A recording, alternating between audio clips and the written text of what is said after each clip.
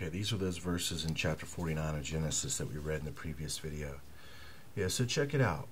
Joseph's descendants, the fruitful bough. We know that's the olive branches. They're being strengthened by the well. Describe that as the Apsu, bottomless pit, of which Apollyon / Leviathan, all the way on down to Enki, Lord of the flowing waters, whose branches run over the wall. So they're being strengthened. These branches are being strengthened by this well, by the Apsu. Go ahead and check this out.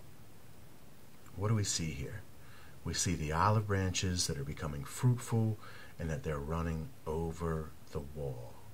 And then notice that the branches, it's not the whole tree, it's just a scattering of branches here, showing you it's the torn olive branches that we saw in the book of Romans, and they're becoming fruitful still and running over the wall.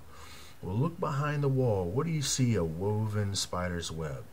And then we will connect that probably here in the future, here in this series, just to show you the verse that describes what they're doing. They're weaving the spider's web. They're planning to hatch the cockatrice eggs. And then, of course, there's our cockatrice egg. Okay, and then notice that you can see these wavy, watery lines that sometimes I can get to show up in this description here, or this picture here. But there's a cockatrice egg that we can see. A cockatrice is this serpent, which they call a fiery flying serpent, of which this description of is going to be the Antichrist, their king. This would be that description of the Lord of the Apsu, Leviathan, or Apollyon, the dragon. All right? There's a lot of other symbolism that relates to that. But that's where we're seeing all this power come from. And that's the one that they're giving all their praise to. And that's what this plan is to bring him about so that they could rule right along with him. Unbelievable. And we can see that they're even tucking him here around the head of this little English guy here to let you know what his ideology is aligned to, what he had in his mind when he was, helping to found this country and the direction that we were all going to travel. So, it just doesn't get any more intense than that. So I want us to see here the connection with the archers that have grieved them throughout the ages, try to stop them, people that were aware, and then we find out that they've been strengthened. And they've been strengthened by this mighty God who has in turn, strengthened their bow, strengthened their arrows, and at the same time made them the very shepherd of Israel. We're talking about Ephraim and Manasseh. They're not even true Israelites. They're Egyptian born of Egyptian priestly royalty on their mother's side, which genetically makes them 2/3 more Egyptian than they are Israelite.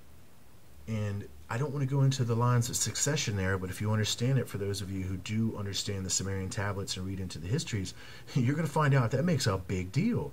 And you can see why they've shifted the crown over genetically to this Ephraim and Manasseh, because of their trying to align themselves genetically with this Egyptian descendancy, which in turn relates to the same gods, the Sumerian gods, the Anunnaki.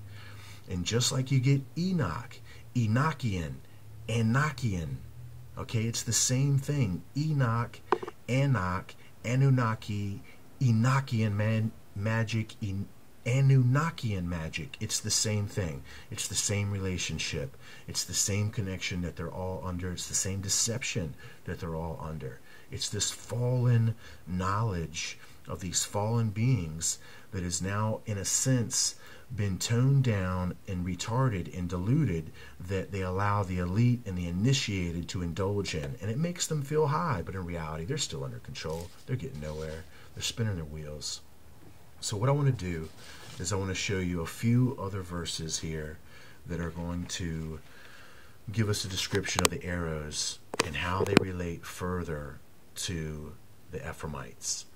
And we're going to come back here and look at, probably start here and just look at Ezekiel. And then we'll look at Lamentations and we'll describe the connection to Ephraim.